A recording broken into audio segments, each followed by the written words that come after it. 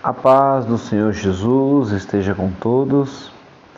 Estamos chegando quase ao final do livro de Jó. Amanhã, os nossos últimos capítulos. Hoje eu quero falar a respeito do capítulo 35 ao capítulo 37. Na tabela está até o 38, mas eu gostaria de falar até o 37. E amanhã a gente conclui esse maravilhoso livro de Jó. Gente, aqui a gente está chegando no final de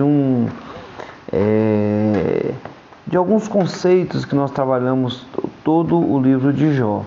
E Eliú, que é aquele jovem que vai continuar falando, ele vai ministrar, e parece aqui que Jó não fala nada, pelo menos por enquanto aqui Jó não dá uma palavra, só escuta, porque ele está quebrando devagarzinho alguns conceitos que Jó tem.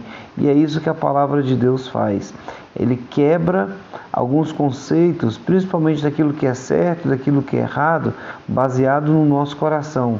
E essa não é a base. A base do que é certo, do que é errado, é uma base divina, é Deus. E Eliú, ele vai continuar o seu monólogo, né, dizendo aquilo que Jó precisa perceber. Ele fala assim: olha, Jó, você precisa compreender algumas coisas. Eu sou sábio, da mesma forma que você também é. Mas você precisa perceber algumas coisas que você não está percebendo. Primeira coisa é que você não pode, de forma alguma, mover a mão de Deus.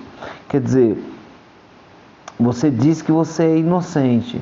Isso não quer dizer que Deus vai te considerar inocente porque você está dizendo. Então a gente não tem o poder de mover a mão de Deus, porque senão Deus seria apenas um ídolo. E Deus, ele não é o nosso ídolo. O ídolo, ele está a favor do nosso serviço, né? Então ele não é o nosso ídolo. Mas você precisa entender que você não pode ficar dizendo que você é inocente e achando que de fato Deus vai te fazer inocente. É por isso que você peca. Ele vai dizer assim: olha, se você tem que entender que nada atinge a vontade de Deus. É muito importante a gente entender isso aqui. Eliú vai dizer o seguinte: se você peca, você não vai prejudicar ao Senhor. E se você faz o bem, você também não vai ajudar a Deus a resolver algumas coisas, porque tudo depende de Deus, né? Aliás, ele vai dizer uma coisa muito clara, que Deus, ele não precisa de você. É uma coisa muito especial, porque hoje dá a impressão de que Deus, ele é o nosso auxiliador, no sentido do nosso ídolo, né? É aquele que está ao nosso serviço. Não, irmãos, Deus, ele não vai fazer como diz Eliú aqui. Ele não precisa nada do que é nosso, e ele não vai fazer achando que ele vai ganhar alguma coisa, né? Que a gente possa dar alguma coisa para Deus, de forma alguma. Deus, ele não precisa da gente, né? Por isso que ele vai falar assim no finalzinho do capítulo 35: olha, Jó, você não sabe nem o que você está dizendo, você fala muito, não adianta nada continuar o seu discurso, para de falar. Tremendo isso. E aí vai continuar no capítulo 36, que Deus, mostrando um Deus soberano. Aqui eu penso muito na soberania de Deus. O que é a soberania? É a capacidade de Deus fazer o que Ele quer. Ele é soberano, Ele é rei. E aqui vai dizer que Deus, ele protege e Deus castiga. Aos maus, ele não permite viver muitos anos, então ele castiga. E aos pobres, Deus trata com justiça. Além disso, Deus mostra aos presos concorrentes da alma que eles estão presos por consequência daquilo que eles fizeram. Olha que interessante. É como se Deus falasse: olha, o que vocês estão sofrendo é porque vocês plantaram lá atrás. E aí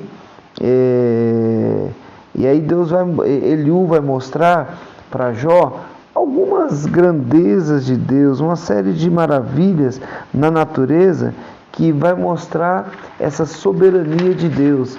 E é interessante que Eliú vai dizer uma coisa que foi descoberta pelos cientistas há muitos anos depois, que é a questão do ciclo da água.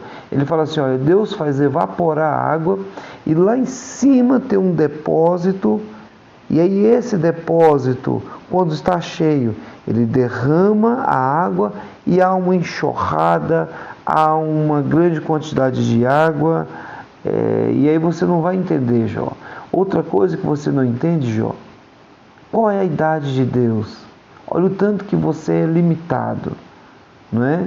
Olha como você não sabe como são os movimentos das nuvens, como é que é esse ciclo da água, evapora, condensa, cai como gotas de chuva, faz todo o serviço na terra, inclusive as enchentes, mas ele vai subir de novo, vai cair de novo e vai ficar o tempo todo fazendo esse ciclo, né?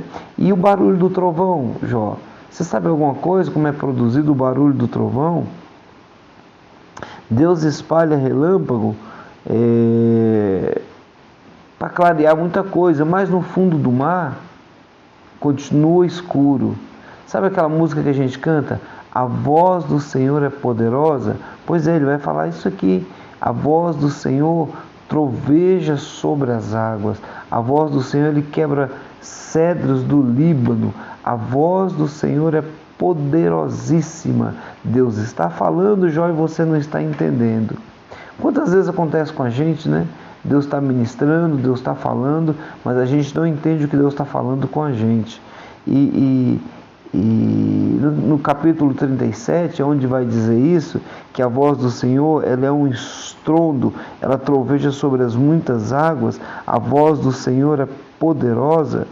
Ele vai dizer que Deus, ele tem um infinito conhecimento.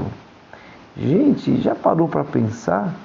O conhecimento de Deus não tem fim. Então não dá para a gente se esconder de Deus, não dá para fazer nada, porque Ele é soberano. E Jó, ele quer colocar Deus em uma caixinha. A partir de amanhã, a partir do capítulo 38, aí a gente vê pela primeira vez Deus respondendo Jó e desafiando Jó a fazer algumas pequenas coisas, que pequenas para Deus, mas que para nós é impossível que a gente faça, né? O que me chama a atenção é que em momento nenhum Deus, ele não pode ser tratado como ídolo ou como alguma coisa que coloca numa caixinha e que você pode falar assim, olha, Deus, ele só age dessa forma, ou Deus, o Senhor vai fazer isso para mim ou aquilo, como se Deus fosse um empregado, né? Ou se fosse alguém que a gente consiga dominar, né? Como se o homem pudesse dominar a Deus. Não, ele é soberano. A voz do Senhor é poderosa, a voz do Senhor, ela quebra os cedros, que é uma árvore muito grossa. Dizem que são 10 homens abraçados, de mãos dadas, para poder abraçar o tronco de um cedro do Líbano. A voz do Senhor quebra esse cedro. Então a voz do Senhor está sendo dita. A voz do Senhor está sendo dita. Só precisa você ficar atento à voz de Deus.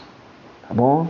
Que Deus te abençoe e tenha uma excelente leitura. Lembrando que amanhã é o último dia da nossa leitura de Jó. A partir de depois de amanhã, aí já vamos começar o livro de Salmos, 150 Salmos.